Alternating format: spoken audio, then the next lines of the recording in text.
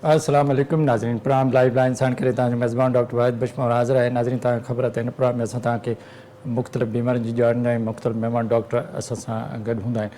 असां अॼु फिस्टूला ते ॻाल्हि कंदा, ख़ासि तौर सां ऑब्स्ट्रक्टिव फिस्टूला। उहो फिस्टूला या उहो हिकिड़ो जिस्म जे अंदरि सुराख़ थींदो आहे, हालांकि जिस्म जे मुख़्तलिफ़ हिसनि में सुराख़ थींदा आहिनि या फिस्टूला ठहंदा आहिनि, जेको औरतुनि में ख़ासि तौर वीएम जे दौरान थींदो आहे। जंहिंखां पोइ छा थींदो आहे त थोरो थोरो जेको पेशाब आहे औरत जो उहो रुकिजी न सघंदो, ईंदो रहंदो आहे। त असां उन फिस्टूला ते अॼु ॻाल्हि ॿोल कंदासीं, छो त टेवीह मई ते सॼी दुनिया में ऑब्स्टेट्रिक्स जेको फिस्टूला आहे उनजो ॾींहुं मल्हायो वञे थो। त उन ॾींहुं मल्हाइण जो मक़सदु छा आहे, उन मां आम माण्हू कीअं फ़ाइदा वठंदा, या इन फिस्टूला जो इलाज जा कहिड़ा तरीक़ा आहिनि, इन जा क़िस्म केतिरा आहिनि, आम औरतुनि खे जेकॾहिं का अहिड़े क़िस्म जी बीमारी आहे त उहे किथे वञनि, कीअं इलाजु कराइनि, इन बीमारी खां पाण खे बचाए कीअं सघनि थियूं, या इन जा इलाज जा जेके तरीक़ा दवाउनि जे ज़रिए आहिनि या सर्जरी जे ज़रिए आहिनि, ऐं उन्हनि सभिनी पहलू ते ॻाल्हाईंदासीं। छा वीएम जे दौरान का अहिड़ी ग़लती थिए थी त जेको पेशाब जी नाली आहे उन में को ज़ख़म थी वञे या सुराख़ थी वञे, जेको अॻिते हली बीमारी जो सबबु ठहे। इन सिलसिले में तव्हांखे मुकमल ॼाणींदा। इन सिलसिले में अॼु असां सां गॾु जेको महिमान आहे उहा नाले वारो प्रोफेसर मुरली लाल, जेके पाण प्रोफेसर ऑफ यूरोलॉजिस्ट आहिनि SIUT में। उन सां गॾु असां गॾु जेको ॿियो महिमान आहे उहो आहे अनम फातिमा पारिक, जेके पाण यूरोलॉजिस्ट आहिनि, उहे बि SIUT में आहिनि। भई असां सां गॾु उनखां पुछंदासीं त छा इहो जेको फिस्टूला आहे उनजो ॾींहुं छो था मल्हायूं, इन मां आम औरतुनि खे इन बीमारी खां कीअं बचाए सघिजे थो। अचो त पंहिंजे महिमाननि सां ॻाल्हि ॿोल जो सिलसिलो शुरू कयो। अस्सलाम वालेकुम। साईं वॾी महिरबानी तव्हांखे। अस्सलाम वालेकुम, आपकी बड़ी महिरबानी। आपका डॉक्टर साहब, कॾहिं बि कंहिं बीमारियुनि जा सदाई त वर्ल्ड हेल्थ ऑर्गेनाइज़ जी तरफ़ां या मुख़्तलिफ़ दुनिया जे इदारनि जे तरफ़ां कंहिं न कंहिं हिकिड़ो ॾींहुं मल्हाइबो त 23 मई ते जेको ख़ासि तौर ते ऑब्स्टेट्रिक्स जेको आहे या जेको औरतुनि जी बीमारी जो फिस्टूला ठहे थो उनजो ॾींहुं मल्हाए थो, उन मल्हाइण सां को फ़ाइदो? साईं, जेका बि बीमारी वधी वञे, हद खां वधीक वधी वञे ऐं उनजो बचाव थी सघे, पोइ उन्हनि जा ॾींहं मल्हाया वेंदा आहिनि अवेयरनेस जे लाइ। जीअं बुखियुनि जो आलमी ॾींहुं मल्हायो वेंदो आहे, त हीअ जेको छा आहे त इहा बीमारी आहे ग़रीब मुल्कनि जी या लो रिसोर्स जेके आहिनि मुल्क, जीअं सब साहारन अफ्रीका आहे, असां एशिया जा मुल्क आहियूं, त इहे इन्हनि मुल्कनि जी बीमारी आहे, ग़रीब मुल्कनि जी। 60 मुल्क आहिनि उहे जिन में इहो फिस्टूला जाम थो थिए। बाक़ी हाणे जेके पैसे वारा मुल्क आहिनि उन्हनि त इन बीमारी मां जान छॾाए सघी आहे। त जेको ऑब्स्टेट्रिक फिस्टूला आहे उनजो ॾींहुं इन करे मल्हायो थो वञे त इन दुनिया में जेका ग़रीब दुनिया आहे, जेका जिते मसइला जाम आहिनि, उते 1 मिलियन खां वठी 2 मिलियन ताईं, 10 लख खां वठी 20 लख ताईं फिस्टूला जा मरीज़ मौजूदु आहिनि, औरतुनि जे फिस्टूला जा, जंहिंखे ऑब्स्टेट्रिक फिस्टूला। ऑब्स्टेट्रिक छा आहे? वियम दौरान जेके फिस्टूला जी हूअं त इलाही आहिनि। त औरत खे ॿार पैदा करण जी या हिकिड़ी ज़िंदगी आणण जी दुनिया में सज़ा थी मिले, ऐं उहा सज़ा अहिड़ी आहे जंहिंखां बची सघिजे थो। त इहो ॾींहुं इन करे मल्हायो थो वञे त असां आगाही पैदा कयूं औरतुनि में, मर्दनि में, सरकार खे ॿुधायूं त कहिड़ियूं कहिड़ियूं सहूलियतूं जेकॾहिं तव्हां पैदा कंदो मुल्क में त इन फिस्टूला खां औरत बची सघे थी।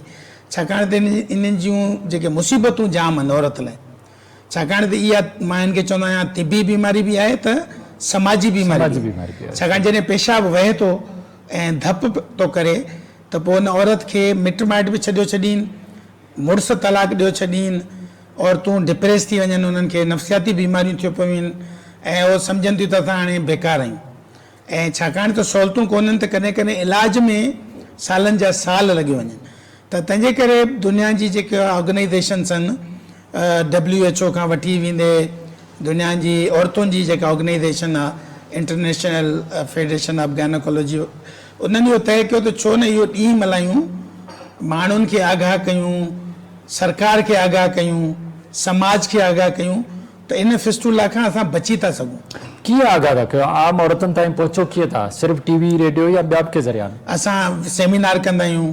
जीअं असां वटि 23 मई ते SIUT सुबुह जो 8:30 खां 10 बजे ताईं फिस्टूला डे मल्हायो आहे, जंहिंमें रिनाउंड गायनेकोलॉजिस्ट ॻाल्हाईंदियूं। डॉक्टर पुष्पा श्रीचंदा जेका हैदराबाद खां ईंदी, जेका नाले वारी गायनेकोलॉजिस्ट आहे, जंहिंखे ऑनररी डिग्री मिली आहे FRCO जी, ऐं डॉक्टर रिफ़त जलीला जेका सिविल अस्पताल जे सभिनी गाइनी वार्डनि जी इंचार्ज आहे, उहा ॻाल्हाईंदी। ऐं हिकिड़ो डॉक्टर शोएब साहब आहे जेको USM आहे। न, इहो त तव्हां पाण वटि कंदो, छा सॼे मुल्क में इहे क़िस्म जी अवेयरनेस? जी, सॼे मुल्क में थींदो, हर अस्पताल में ॾिनी वेंदी। हा, जीअं मां खुई ॻोठ जे डॉक्टर शाहीन खे दावत ॾिनी त हुन चयो असां पाण इहो ॾींहुं मल्हायूं था। ऐं हिकु ॾींहुं अॻु में माना ख़मीस ते अॼु हैदराबाद में डॉक्टर पुष्पा श्रीचंद वारनि इहो ॾींहुं मल्हायो। त इहो सॼे मुल्क में इहो ॾींहुं मल्हाइबो, अस्पतालूं मल्हाईंदियूं ऐं माण्हुनि खे ॼाण ऐं माण्हुनि खे ॼाण ॾिबी। ऐं मीडिया महिरबानी आहे छाकाणि त जीअं हाणे तव्हां असांखे दावत ॾिनी, अचो प्रोग्राम कयो, इहो तव्हां दायरा हलाईंदो, माण्हू ॾिसंदा, माण्हू फ़ाइदो वठे। ऐं उन ॾींहुं बि मीडिया ईंदो, असां मीडिया खे दावत ॾिनी आहे अचो ऐं इहे शयूं माण्हुनि ताईं पहुचायो। ॾाढो सुठो। अच्छा डॉक्टर अनम, मुझे ये बताओ कि कितने किस्म है वजाइनल फिस्टुला की? देखिए, जो वजाइनल फिस्टुलाज हैं, इसके बेसिकली हम जो टर्म यूज़ करते हैं जेनेटो यूरिनरी फिस्टुला, मतलब पेशाब, औरतों के अज़्वे ख़ास का और मसाने के रास्ता मिल जाना, जिसको कि हम वजाइनल फिस्टुला कहते हैं। बाज़ दफ़ा ये भी होता है कि सीधे गुर्दे की नाली का वजाइना से मिल जाना, जिसे हम यूरिट्रो वजाइनल फिस्टुला कहते हैं। और बाज़ दफ़ा ये भी होता है कि जो पखाने का सुराख है उसका वजाइना से मिल जाना, रेक्टो वजाइनल फिस्टुला हम कहते हैं। ये सारे फिस्टुलाज हो सकते हैं वजाइना के अंदर। इसकी डिफरेंट वजह है, जैसे कि ये हम खास कर दिन बना रहे हैं वो ऑब्स्ट्रक्टेड, जैसे कि सर ने बताया कि हमल के दौरान की पेचीदगियों की वजह से ये फिस्टुला बन जाते हैं। अच्छा डॉक्टर साहब, आप थोड़ा अनम के जो बताए, क्या जनरल फिस्टुला या और भी जिस्म के हिस्सों के फिस्टुला हो सकते हैं? फिस्टुला ॿिया बि थींदा आहिनि। हिकिड़ो त ॾिसो, कुझु फिस्टुला असां पाण ठाहींदा आहियूं, डायलिसिस जे लाइ ॿिनि नसुनि खे आर्टरी में मिलाईंदा आहियूं, 6 हफ़्तनि खां पोइ उहो डायलिसिस जे लाइ क़ाबिल थी वेंदो आहे। उहो बि फिस्टुला असां पाण ठाहींदा आहियूं। हिकिड़ो फिस्टुला पखाने जी जगह जो फिस्टुला, जंहिंखे एनोरेक्टल फिस्टुला था चऊं, वो भी कोई इन्फेक्शन आहे? उहो बि इन्फेक्शन आहे, उहो पखाने वारी जगह जो इन्फेक्शन आहे। अच्छा, उहो ढकियल फिस्टुला आहे, उनजी ख़बर सिर्फ़ु पाण खे पवंदी आहे त शलवार ख़राब थी थिए पई, हाणे उनजो इलाज कराइजे। पर हीउ जेको फिस्टुला आहे, ख़तरनाक फिस्टुला आहे, वजाइना वारो। छाकाणि त पेशाब वहे थो हर वक़्तु, पखानो वहे थो हर वक़्तु, ऐं माण्हू बाक़ाइदे सोसाइटी में, समाज में उथी वेही नथो सघे। कंहिं शादी ते नथी वञे, माण्हू जे भरिसां वेंदो त चवंदा अच्छा धप थी अचे। त मां तव्हांखे ॿुधायां थी, इहा धप ॾाढी ख़राबु शइ आहे। असां वटि हिकिड़ो मरीज़ ईंदो आहे, हुनखे थैली लॻियल आहे पेशाब जी, मर्द आहे। पोइ उहो मूंखे चए पियो त मुंहिंजे ऑफिस वारनि मूंखे अलॻि कमरे में विहारे छॾियो आहे, चई यार बार बार धप थी अचे थो, मां तूं हुन अलॻि वेही पंहिंजो कमु कर। त माना माण्हू बाक़ाइदे अछूत थी वञे ऐं सोसाइटी में माना बर्दाश्त करण जे क़ाबिल न रहे। त हीअ फिस्टुला ख़तरनाक फिस्टुला आहे, तंहिंजे करे मूं चयो ठीकु आहे। इन मतिलबु तव्हां पाण प्रोफेसर आहियो, हज़ारनि जा मरीज़ डेली ॾिसो था, माना असांजा मरीज़ देरि सां अचनि था, इहो वॾो सबबु। सालनि जा साल लॻी वञनि, छाकाणि त इलाज अफोर्ड नथा करे सघनि, या ख़बर कान्हे, ख़बर न आहे, सर्जन न आहे, इस्पताल कोन्हे। ॿियो मर्द चाहे त औरत असां वटि इंडिपेंडेंट त कोन्हे, पंहिंजी मर्ज़ी सां घरां कोन थी निकिरे, मर्द जॾहिं वठी अचे। डॉक्टर साहब ने बड़ी ज़बरदस्त बात बताई, क्या रीजंस हैं कि ये जो वजह को वजाइनल जो ये सर ने बहुत अच्छा पॉइंट किया। क्या वजह है? कोई खास वजह एक है या बहुत सारी है? जो वजह है जो हम अब इस दिन पे मनाना चाह रहे हैं वो ये कि जो हमल के दौरान पेचीदगियों की वजह से एक बनता है, लेकिन इसकी और भी वजूहत हैं। बाज़ दफ़ा गायनेकोलॉजिकल या ऑब्स्ट्रक्टिव सर्जरीज के दौरान भी या जनरल सर्जरी में भी कुछ सर्जरीज के दौरान भी ये फिस्टुलाज बन सकते हैं। बाज़ कैंसर के पेशेंट में भी ये फिस्टुलाज बन जाते हैं, क्योंकि उसकी वजह बाज़ दफ़ा तो वो कैंसर फैलने की वजह से होती है, बाज़ दफ़ा उनको रेडियोथेरेपीज मिलती हैं। तो ये सारी भी वजूहत है ये फिस्टुलाज बनने की। मगर ये जो दिन मनाया जा रहा है ऑब्स्ट्रक्ट, देखें नहीं ऑब्स्ट्रक्ट में वही कर रहा हूं, फिस्टुला का जिससे बच सकते हैं, बची जा। अच्छा उनमें कोई इन्फेक्शन जो रोल है इनमें? न कोई न है। ॾिसो ॻाल्हि इहा आहे त छा थो थिए त माउ खे पेट सूर थिया, ॿार पैदा थियण लॻो, हाणे हुते को सर्जन न आहे, को डॉक्टर न आहे, ऐं घणो करे घर जूं बुज़ुर्ग कराईंदियूं आहिनि या दायूं कराईंदियूं आहिनि या बुज़ुर्ग कराइनि। हाणे उनखे इहा ख़बर ई न आहे त एतिरो टाइम छॾिणो न आहे। ॿार जो मथो फासी पियो, मसाने ऐं ज़नाने उज़वे ऐं जेको हॾी आहे असांजी उनजे विच में, ठीकु आहे। हाणे उहो त फासी पियो ते ज़ोर थो लॻाए ऐं उनजो दौरान खून ख़तमु थी वियो ऐं उहो ॻरी वियो, पेशाब जारी थी मतलब ये खास रीजन भाई माना इन्फेक्शन बची सघिजे तो इन्हें को अवेयरनेस ॾिसो बचा जी थींदी न त पोइ बची वेंदो हाँ ये तो ऑब्स्टेटिक फिस्टुला इन करे चवनि था त अहिड़ो फिस्टुला आहे जंहिंखां बची सघिजे थो सरकार जेकॾहिं मेटर्निटी होम्स ठाहे छॾे हर जॻह ते औरत खे ख़बर हुजे त मूंखे पंहिंजी 4 दफ़ा चकास कराइणी आहे गायनाकोलॉजिस्ट खां उहा उन वक़्तु तय कंदी चकास दौरान त तुंहिंजो ऑपरेशन थी निकिरंदो ॿारु या पैदा थींदो या नॉर्मल डिलीवरी सां पैदा थींदो त इहो बि तय थी वञे त जीअं इहे कॉम्प्लिकेशन न थियनि मुंहिंजो जेको पहिरियों ॿारु आहे साईं सीज़र सां थियो छो सीज़र थियो छाकाणि त प्लेसेंटा पिरी विया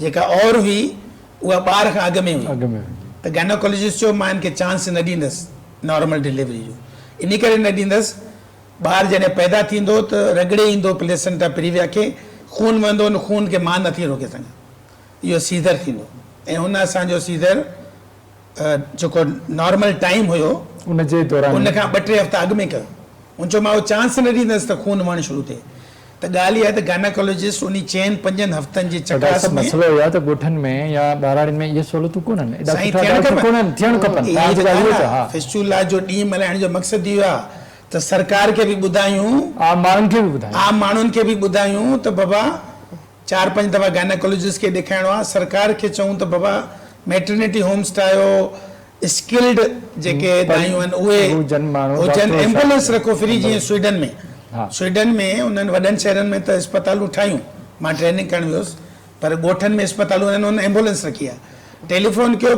10 मिंटनि जे पंधि ते एम्बुलेंस बीठी आहे पहुची वेंदी इलाजु एम्बुलेंस में शुरू थी वेंदो जैसे ही तवाके वही अस्पताल पहुंचे सुठो अच्छा डॉक्टर अनंत मुझे ये बताएं कि अगर सीजर किया जाए फिर भी क्या फिस्टुला बन सकता है या नहीं फिर वजाइना पे कोई असर नहीं है देखिए फिस्टुला फिर भी बन सकता है लेकिन उसके चांस कंपैरेटिवली लेस हैं कम है चांसेस क्योंकि जो मेन वजह है फिस्टुला बनने की जैसे सर ने आपको पॉइंट आउट किया कि वो इस वजह से होता है कि जो बहुत लंबे अरसे तक ये हमल लेबर का दौरानिया जो चलता है उसकी वजह से जो पूरा उधर का टिश्यू है कंप्रोमाइज हो जाता है तो इसी वजह से अगर बर वक्त ऑपरेशन की ज़रूरत है और वो बर वक्त हो जाए तो उसके चांसेस बहुत कम हो जाते हैं लेकिन इसमें ज़रूरत इस अमल की है कि हम ये देखें कि ये ऑपरेशन करवा या कहाँ जा रहा है अगर आप एक अच्छे प्रॉपर टर्शरी केयर ऐसे हॉस्पिटल में जहाँ पे एक पूरा हमला मौजूद है जो कि पूरे जिनकी पूरी ट्रेनिंग हुई है तो वहाँ पे ये चांसेस कम है लेकिन हमारे इधर ये सेंटर्स भी है ना इवन कि हमारे शहर में भी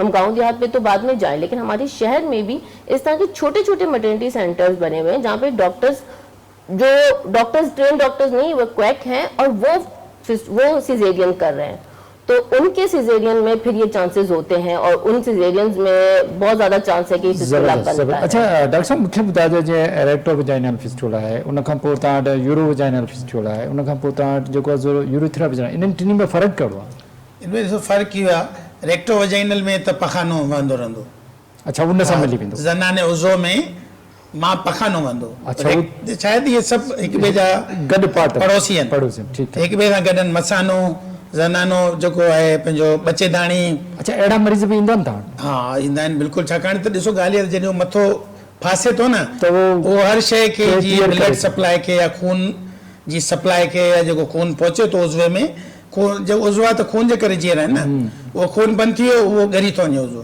पोइ सोराख ठही थो वञे पोइ पेशाब छाकाणि त ॾिसो मसाने जेको रस्तो आहे न उनमें त इहो सिस्टम आहे त उहो पखाने खे मसाने पेशाब खे वहण खां रोके पर उहो जॾहिं ज़नाने उज़वे में अची वियो न उते कोई सिस्टम न आहे उनखे रोकण जो उहो वहंदो रहंदो अच्छा हिकिड़ो त हले वियो तव्हांजो रेक्टो में हा ॿियो हले वियो यूरेथ्रा में उहो वरी पेशाब जी यूरेथ्रो वजाइनल बि अहिड़े ई क़िस्म जो फिस्टुला आहे अच्छा जॾहिं तव्हां नॉर्मल डिलीवरी कयो था ॿारु ॼणायो था पंहिंजी जॻह तां त उहो रस्तो त उहो ई आहे न उतां ई यूरेथ्रा थो अचे पोइ इहो मसानो थो त हेठि वजाइनि हीअं हे मसानो हेठि वजाइनि ठीकु आहे यूरेथ्रा बि हिन में डैमेज थिए थो यूरेथ्रा बि डैमेज थिए थो उते मथो टकराए यूरेथ्रा खे डैमेज थो मतिलबु इहे टई जेके बीमारियूं कंहिं मरीज़ खे थी सघनि थियूं ऐं ॿियो जेकॾहिं उमिरि नंढी आहे माउ जी उमिरि नंढी आहे त उनमें यानी मथे फासण जो ख़तरो तमामु घणो आहे तंहिंजे करे चवनि था नंढी उमिरि जूं शादियूं इन्ही कॉम्प्लिकेशंस के वधिक क्यों पैदा करना। अच्छा मुझे आनंद बताना कि जो मरीज आते हैं वो क्या शिकायत लेके आते हैं कि हमें क्या तकलीफ है? मरीज़ जो आते हैं सबसे पहली शिकायत तो उनकी यही होती है कि पेशाब रुकता नहीं है हमारा اور جس کی وجہ سے وہ پیمپرز یوز کر رہی ہوتی ہیں. ایون ہم نے پیشنٹس کو ایسے بھی دیکھا ہے کہ پیمپر بھی اویلیبل نہیں ہوتے, وہ ویسے ہی سوک پینٹس کے ساتھ ہمارے پاس آ رہی ہوتی ہیں. تو اس کی وجہ سے ریشز اور انفیکشنز ہو جانا, اور مین ان کی کمپلینز یہی ہوتی ہیں. اور ساتھ میں جو گھر والے ہوتے ہیں وہ بہت پریشان ہوتے ہیں. مطلب ایک تو ظاہر اس کی سراؤنڈنگ اس مسئلے سے پریشان ہے, دوسرے ان کو یہ کہ ہمارا پیشاب نہیں ہوتا. ٹھیک ہے, زبردست ہے تانا ॻाल्हि जो सिलसिलो जारी बार वक़्तु छॾण ॾिबो. नाज़रीन वठूं था हिकिड़ो नंढो वक़्फ़ो.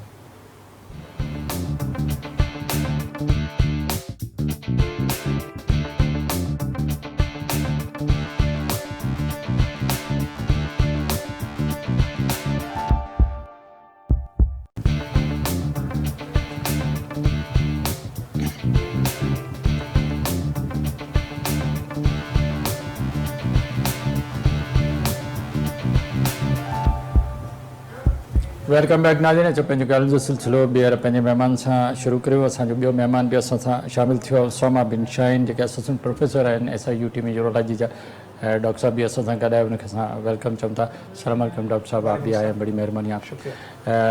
डॉक्टर साहब तव्हां मूंखे ॿुधाइजो त जॾहिं बि असां जेको मरीज़ अचे थो, जेके मरीज़ तव्हां वटि अचनि था जिन खे मतिलबु इहो वेसिको वेजाइनल जी प्रॉब्लम आहे, मोस्टली औरतूं थियूं आहिनि इहे सभु, त छा कंहिं धक लॻण सां कंहिंखे बि इहो इशू थी सघे थो?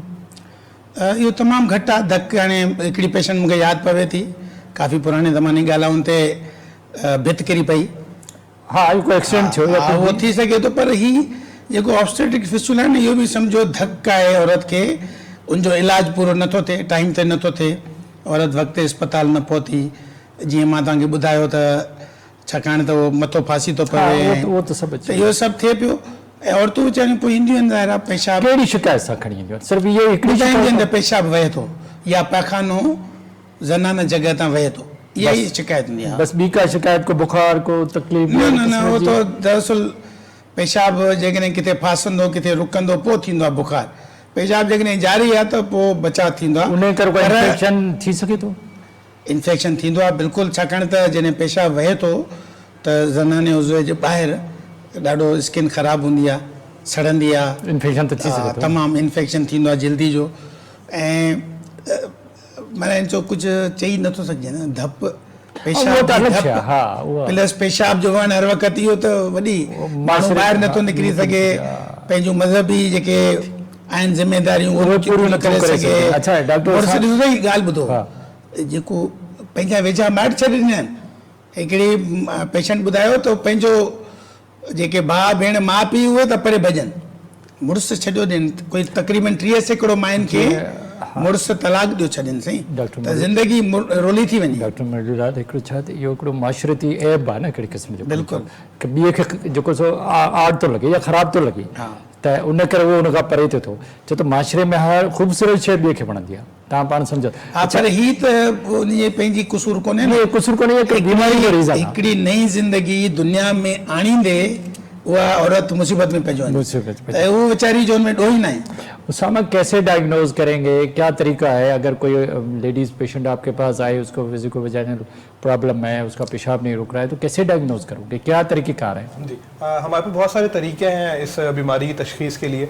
राइट, कि हम क्लिनिकल एग्जामिनेशन यानी मुआयने पे भी इसका हम डायग्नोज कर सकते हैं, फिर आगे फर्दर इसके और टेस्ट भी हम कर सकते हैं. तो सबसे पहले तो पेशेंट जब भी आता है हमारे पास किसी कंप्लेंट के साथ आता है तो हम मुआयना करते हैं. तो खासतौर पर इस बीमारी में चूंकि पेशाब मुस्तकिल बह रहा होता है, तो हम क्लिनिकली नजर आता है. क्लिनिकल एग्जामिनेशन पे हम जब जो है वो मवारी की जगह पे मवाद देखते हैं तो एक यूरिन जो है वो वहाँ पे पूल कर रहा होता है. इसके अलावा फिर डाई टेस्ट होता है. डाई टेस्ट में हमें क्या एक सादा सा टेस्ट होता है कि हम पेशाब की नाली में से एक नीले कलर की दवाई जो है वो डालते हैं मसाने में, और वो हम फिर अब देखते हैं कि वो जो है ज़नाना उज़ू की जगह से अगर वो बाहर आ रही है, वो जो है वो कलर बाहर आ रहा है, तो इससे भी डायग्नोस हो जाता है. कहाँ ये पता चल जाएगा. कोई अल्ट्रासाउंड, कोई एक्सरे, कोई सीटी स्कैन, इसका आपको फायदा है? इसके बाद जो है बिल्कुल हमारे पास जो है ना ये रेडियोलॉजिकल टेस्ट आते हैं. इसमें अंदर एक एक्सरे आता है MCUG जिसे हम कहते हैं, कि उसमें भी हम दवाई डालते हैं और एक्सरे पे देखते हैं कि वो जो है जो दवाई बाहर आ रही है ज़नाना उज़ू की जगह से. इसके अलावा जो सबसे बेस्ट है वो CT scan. CT scan, cystogram और यूरोग्राम, इसमें भी दवाई डाली जाती है, वो नस के अंदर दवाई डाली जाती है, और उससे हमारे पास पूरा जो है हमारे पास जो है वो आउटलाइन बन जाती है, उससे हमारे पास डायग्नोसिस हो जाता है. अच्छा, कोई ब्लड टेस्ट वगैरह से कोई फायदा है रूटीन टेस्ट से? ब्लड टेस्ट में हम बेसलाइन, जिन मरीजों को कोई ऑपरेशन हमें करना होता है तो उसके हम बेसलाइन टेस्ट करा लेते हैं, CBC करा लेते हैं हीमोग्लोबिन देखने के लिए, सीरम क्रिएटिनिन करा लेते हैं गुर्दे का फंक्शन देखने के लिए। इसकी तशखीस के लिए इमेजिंग और एग्जामिनेशन ये काफ़ी होती है। बाकी हम एक कैमरे वाला मुआयना भी करते हैं बेहोशी अच्छा, में। कोई जदीद टेक्नोलॉजी है टेस्ट करने की या बस यही इन्हीं पे आपको डायग्नोज हो जाते हैं? तशखीस के लिए तो ये चीज़ें जो है वो काफ़ी हैं, एग्जामिनेशन, एक एक्सरे और CT यूरोग्राम, सिस्टोग्राम और कैमरे वाला मुआयना सिस्टोस्कोपी जो हम अपने मरीजों को करते हैं बेहोशी में, कैमरे से देख लेते हैं कि सुराख कितना बड़ा है, फिर हम उसकी प्लान कर लेते हैं कि हमें इसका ऑपरेशन किस तरीके से करना है। ऑपरेशन के भी बहुत सारे हमारे पास तरीके हैं जिसके जरिए हम इसका जो है फिर वो आप उसको डिसाइड करते हैं, प्लान बनाते हैं क्या करते हैं। अच्छा, डॉक्टर साहब इलाज जा कहिड़ा थे क्या? छा दवाउनि जे ज़रिए अहिड़ा मरीज़ जेके वेझो के वॼाइण वारा जिन जो पेशाब औरतुनि जो नथो रुकिजे, बार बार अचे थो, उन जे लाइ वॾो मसइलो हिकिड़ो माशरती, त छा दवाउनि जे ज़रिए मरीज़ ठीकु थी वेंदा? सही न, दवा त हिन जो इलाज न आहे, बसि जेके नंढिड़ो फिस्टुला आहे 5 मिलीमीटर खां नंढो ईअं सुई जेतिरो, उनखे असां 3-4 हफ़्ता नलकी विझी छॾे ॾींदा आहियूं। जेकॾहिं उहो बंदि थी वियो, पेशाब फिस्टुला पाणी मिड़ी वियो, त उहो हिकिड़ो तरीक़ो आहे। दवा हिन जो इलाज न आहे, पोइ इलाज ई ऑपरेशन। हिन जो इलाज जा कहिड़ा तरीक़ा आहिनि? हलो, हिन जो ऑपरेशन ई थींदो हिकिड़ो, असां ज़नाने उज़वे जे थ्रू ई उहो जेको सोराख आहे उन सोराख खे बंदि कंदा आहियूं। सभ खां आसान उहो ई आहे, उनमें को चीरो न आहे, कुझु न आहे। असां उन सोराख खे बंदि था कयूं, बसि असां इंसिशन ॾेई वजाइना खे अलॻि करे उहा जेको झिली आहे, पोइ मसाने खे बंदि करे मथां वजाईंदा। सभ खां सवलो इहो आहे। जेकॾहिं उहो नथो कामयाबु वञे त पोइ पेट में चीरो लॻाए ऑपरेशन। पर अॼुकल्ह जीअं त रोबोट जी सहूलियत अची वई आहे, असां वटि रोबोट आहे, त असां रोबोटिक अॼुकल्ह कयूं था। 2025 में असां 39 फिस्टुला रिपेयर कया आहिनि, 39। उन मां असां 30 कया आहिनि ट्रांस वजाइनल, माना ज़नाने उज़वे जे रस्ते खां डायरेक्ट, 9 कया आहिनि रोबोट ज़रिए। त इहे ई 3 तरीक़ा आहिनि। ऐं कुझु आहिनि अॼुकल्ह चवनि था प्लाज़्मा जो हिकिड़ो सोल्यूशन इंजेक्ट कयो, पर उहे डेफिनेटिव न आहिनि। माना अच्छा, वो जॾहिं तव्हां ओपन कंदा आहियो, को टांको लॻाईंदा आहियो, का मेश लॻाईंदा आहियो या का जाली लॻाईंदा आहियो, छा लॻाईंदा? टाको लॻाईंदा आहियूं। अच्छा, टाका लॻाईंदा आहियूं, मसानो बंदि कंदा आहियूं, पोइ मथां वारी वजाइना बंदि कंदा आहियूं।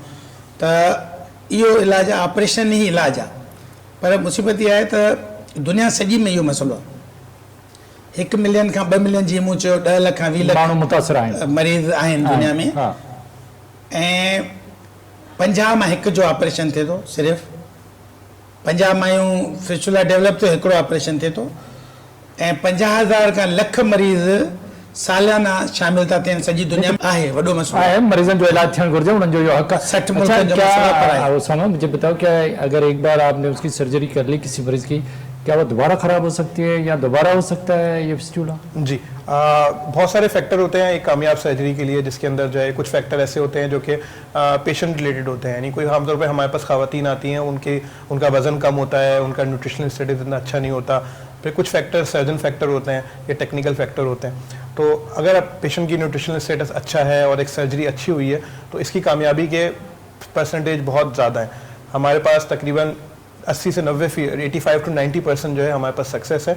और कुछ फिस्टुला अगर दोबारा भी हुए हैं या जिनको सेकंड सर्जरी की भी नीड पड़ी है तो वो हमारा सक्सेस रेट तकरीबन 92 to 95% है। नहीं तो रिकरेंस का रीजन क्या है? वही चीज खराब होती है या दोबारा बच्चा पैदा करने से होता है? क्या कोई वजह है? आमतौर पे वो जो हमने जोड़ लगाया है वो भी खुल सकता है। कभी कभार खासतौर पे हम अपने पेशेंट्स को एडवाइस करते हैं जिनकी सर्जरी हुई है वो तकरीबन 6 महीने या साल तक इंटरकोर्स जो है वो अवॉइड करें और उसके बाद जो है वो दोबारा भी जो है बहुत केयरफुल रहना पड़ता है। जी, बहुत केयरफुल रहना पड़ता है आपको कुछ टाइम तक जो है वो। तो बिहर वो बाहर पैदा कर सके थी ऑलरेडी? बिल्कुल करे सके थी।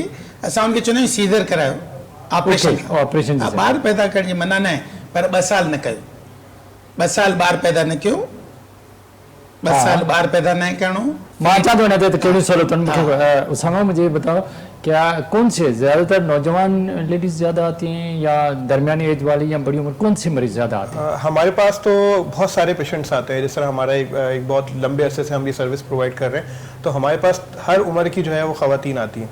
यंग एज भी होती हैं, मिडिल एज भी होती हैं, एल्डरली भी होती हैं। जैसे सर ने कुछ अर्से पहले जिक्र किया कि बहुत अरसे पहले किसी लेडी को जो है फिस्टुला हुआ था। जैसे फर्स्ट पहले चाइल्ड पे भी हो सकता है, किसी भी चाइल्ड बर्थ पे हो सकता है, पहले पे भी हो सकता है, दूसरे पे भी हो सकता है, तीसरे पे भी हो सकता है। तो ये किसी भी वक्त हो सकता है क्योंकि सर्जिकल जो है ऑब्स्ट्रक्टेड फिस्टुला होते हैं ड्यूरिंग हमल या ड्यूरिंग जो है वो ज़चगी के दौरान नहीं, अगर पहले बच्चे पे ही फिस्टुला बन गया तो फिर वो तो लेडीज हैंडीकैप हो गए, उसके तो उसको तो एहतियात करना पड़ेगा, सर्जरी भी करानी पड़ेगी। जी बिल्कुल, अगर वो सर्जिकल फिस्टुला है जिसको सर्जरी की नीड है तो यकीनन उन्हें सर्जरी करानी पड़ेगी, और फिर उसको हैंडीकैप अपना एहतियात भी करना पड़ेगा। बिल्कुल, जैसे सर ने जिक्र किया कि 6 महीने साल तक जो है परहेज करना पड़ेगा, और फिर अगर दोबारा बच्चा पैदा करना चाहें तो फिर सीजर की तरफ जाना, सी सेक्शन से उसकी डिलीवरी होगी से उसको उस तरफ। अच्छा डॉक्टर साहब, बचाव जा कहिड़ा तरीक़ा आहिनि? छा औरतूं असांजूं जेके तव्हां चओ था वॾी तइदाद में ग़रीब मुल्कनि में दुनिया में ये मौजूद आहिनि जिनखे वजाइनल फिस्टुला थिए थो, त छा हिननि खां इहे औरतूं पाण खे बचाए सघनि थियूं?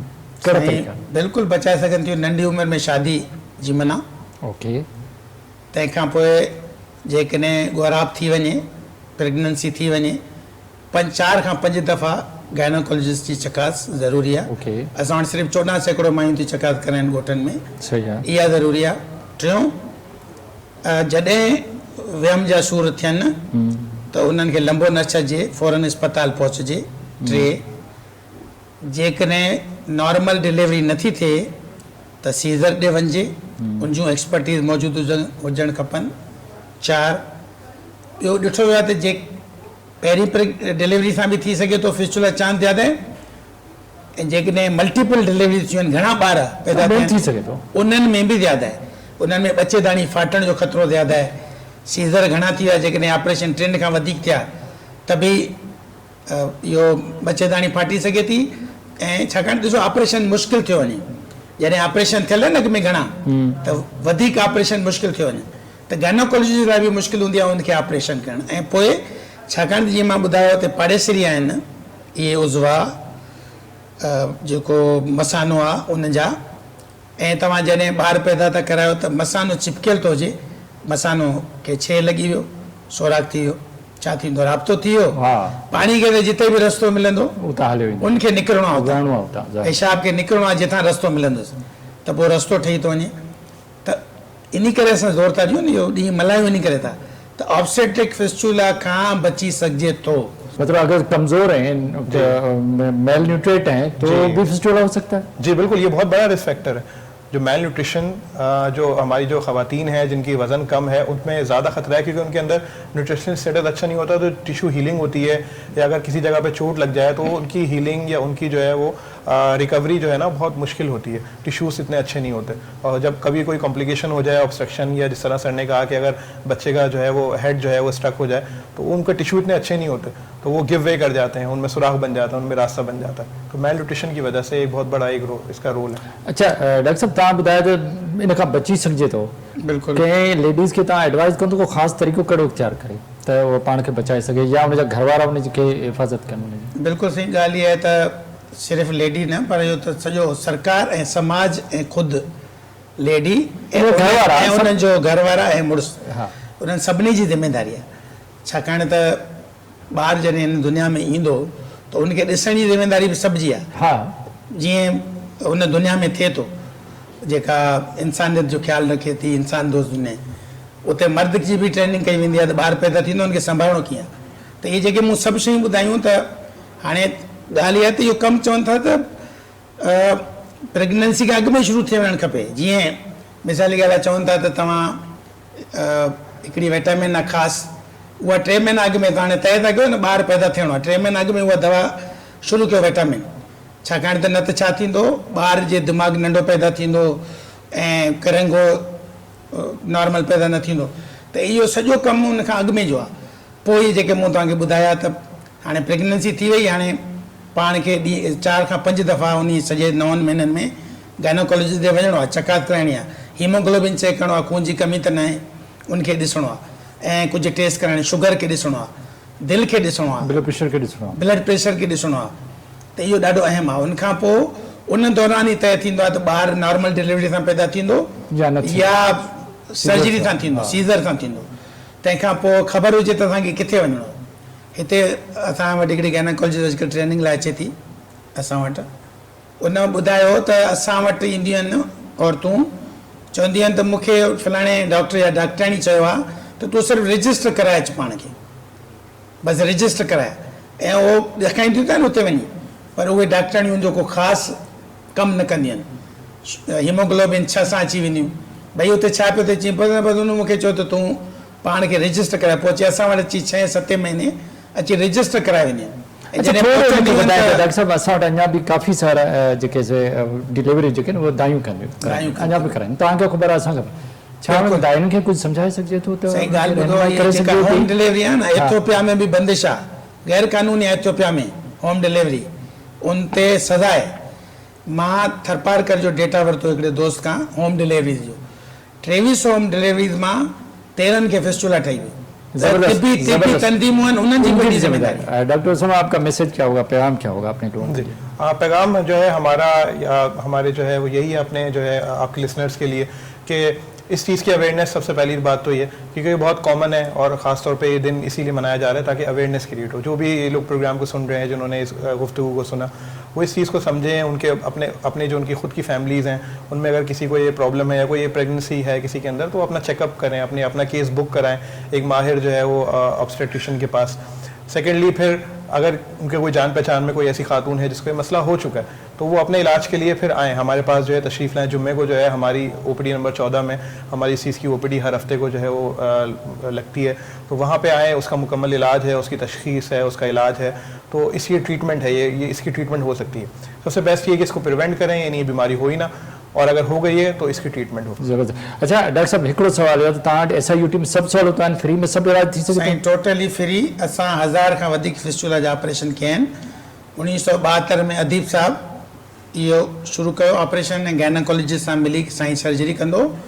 उन खां वठी हेल ताईं असां कयूं था। जीअं मूं तव्हांखे ॿुधायो, गुज़िरियल साल बि असां 39 फिस्टुला जा ऑपरेशन कया आहिनि, जंहिंमां 9 रोबोट ज़रिए 3 ट्रांसफर, मतलब जेको बि अचे आराम सां तव्हां वटि फ़ाइदो वठी सघे। टोटली फ्री आहे साईं। ऐं इहो CT वग़ैरह जीअं साईं ॿुधायो न समय सां, त दुनिया में इहे सहूलियतूं एतिरियूं मौजूदु आहिनि। मूंखे गायनाकोलॉजिस्ट कुझु चवंदी आहिनि त तव्हां वटि त अयाशी आहे, अंडर वन रूफ आहे, मरीज़ खे काॾे वञिणो न आहे। जेको बि अचे, गरीब अचे, फ़क़ीर अचे, तव्हां वटि फ़ाइदो वठी इलाज वठी सघे। पुछणो आहे ई न, बिल्कुलु मुस्तहिक हुजण जी ॻाल्हि ई न, हक़ आहे। जेको आयो फ़ाइदो, मुफ़्त इलाज, सिहत हक़ आहे, थोरो न आहे। इहो तव्हांजो मैसेज छा हूंदो सर? साईं, मुंहिंजो मैसेज आहे त सोसाइटी, समाज, सरकार औरतुनि जो ख़्यालु रखे, औरतुनि जे इन मसइले जो, छाकाणि त औरतूं हिकिड़ो चङो कमु थियूं कनि, हिकिड़ी नई ज़िंदगी खे दुनिया में आणनि थियूं। उन जो को ॾोह न आहे, उन जो को कसूर न आहे, उनमें हू मुसीबत में पवनि थियूं। उन्हनि जा मर्द उन्हनि खे वठी वञनि गायनाकोलॉजिस्ट ॾे। हिकु त गायनाकोलॉजिस्ट हुजनि, मैटरनिटी होम्स हुजनि, मुफ़्त इलाज हुजे, एम्बुलेंस मुफ़्त सर्विस हुजे। असां जेकॾहिं उते मैटरनिटी होम नथा ठाहे सघूं ऐं ॻोठ में, त 5 मिंट जे सॾ ते एम्बुलेंस हुजे। जॾहिं माण्हू फ़ोन कनि, अॼुकल्ह मोबाइल जी सहूलियत आहे, एम्बुलेंस पहुची वञे ऐं माउ खे एम्बुलेंस में ई ट्रीटमेंट शुरू करे जेसि ताईं अस्पताल पहुचाए, त इहो हिकिड़ो मज़बूत सिस्टम खपे, निज़ाम खपे। ॿिया सर्जन खपनि, उन्हनि जी ट्रेनिंग खपे। ऐं यूरोलॉजिस्ट बि कनि था इहो ऑपरेशन। गायनाकोलॉजिस्ट जी ख़ुदि यूरोलॉजी जी ट्रेनिंग थियणु खपे, छाकाणि त जॾहिं हू ॿचे दाणी ते कमु थियूं कनि त भरिसां मसानो आहे, त उन्हनि खे ख़बर हुजे त मसाने खे बचाइणो कीअं आहे। साण में गुर्दे जूं नालियूं यूरेटर्स हलनि, उन्हनि खे कीअं बचाइणो आहे। त गायनाकोलॉजिस्ट खे घटि में घटि 6 महीननि जी यूरोलॉजी जी ट्रेनिंग करणु खपे। इहो जेके इम्तिहान था वठनि अदारा आहिनि, कॉलेज ऑफ फिजिशियन सर्जन, उनखे इन ते सोचणु खपे। गायनी जी ऑर्गेनाइज़ेशन खे सोचणु खपे त असांखे, जेकॾहिं असांखे ज़रूरत आहे त असांखे बि उहा ट्रेनिंग करणु खपे गायनी जी। पर उन्हनि खे, छाकाणि त उहे सॼो ॾींहुं इन शइ ते कमु थियूं कनि, एमरजेंसी में मरीज़ अचे थो, ब्लीड कंदो अचे थो, हाणे उन्हनि खे जल्दी ऑपरेशन करिणो आहे। पोइ उन्हनि खे ख़बर हुजे त मसाने खे, मसानो त इंजर थिए न साईं, पेशाब मसाने मां थो अचे, मसाने खे बचाइणो आहे, मसाने खे छेद न हणणो आहे उनखे। त इहो सॼो मज़बूत हिकिड़ो सिस्टम आहे। ऐं ॿियो जेको ॿुधायो त व्यम जा सूर लंबा थियण न ॾियणा आहिनि, वक़्त ते अस्पताल पहुचणो आहे, ऐं ऑपरेशन रस्ते ॿार जेकॾहिं ज़रूरी आहे त ॿार पैदा थियणो आहे। त इहो सभु हिकिड़ो करिणो आहे, तॾहिं औरत बचंदी, वरी महिरबानी, तॾहिं माउ बचंदी। वरी महिरबानी प्रोफेसर मुरली लाल, तव्हां चयो, बड़ी महिरबानी हुसो आप हमारे पास। नाज़रीन, असांजा मौजूद मेहमान प्रोफेसर मुरली लाल, असां सां गॾु SIUT खां डॉक्टर सामा हो, डॉक्टर अनम हुई। ज़बरदस्त असांखे ॼाणूं त जेको इहो विज़िको वजाइनल फिस्टुला आहे, हिन जो इलाज बि आहे, पर शर्त आहे त जंहिं बि औरत खे इहा तकलीफ़ हुजे त उहा कंहिं बि वेझी अस्पताल में वञनि, सुठी सर्जन वटि, सुठी गायनाकोलॉजिस्ट वटि वञनि। SIUT में इहो फ्री इलाज थिए थो, केॾी महिल बि अचे। इनखे लिकायो न, छो त कंहिं मर्द खे जॾहिं असां लिकायूं था त पोइ वधी थो वञे, पोइ माशरे में जेको आहे हिकिड़ो ख़राबु असरु थो पैदा करे। तंहिंजे करे नंढो जेसीं मर्ज़ु आहे फ़ौरन डॉक्टर वटि वञो, हुनजो इलाजु करायो, बहितरीन सुठी ज़िंदगी गुज़ारे। छो त इन मर्द जो इलाजु मौजूदु आहे, सुठी सर्जरी मौजूदु आहे, इस्पताल में वेठो आहे, डॉक्टर सर्जन सभु मौजूदु आहिनि, त छो न असां फ़ाइदो वठूं। डॉक्टर साहिब जिन ॻाल्हियुनि ते असां अमल कयो त असां बहितरीन सुठी ज़िंदगी गुज़ारे सघूं था। इन ते प्रोग्राम लाइफ लाइन जो वक़्तु पूरो थियो। पंहिंजे मेज़बान डॉक्टर वाहिद बशमोर खे इजाज़त ॾींदा। अल्लाह हाफ़िज़।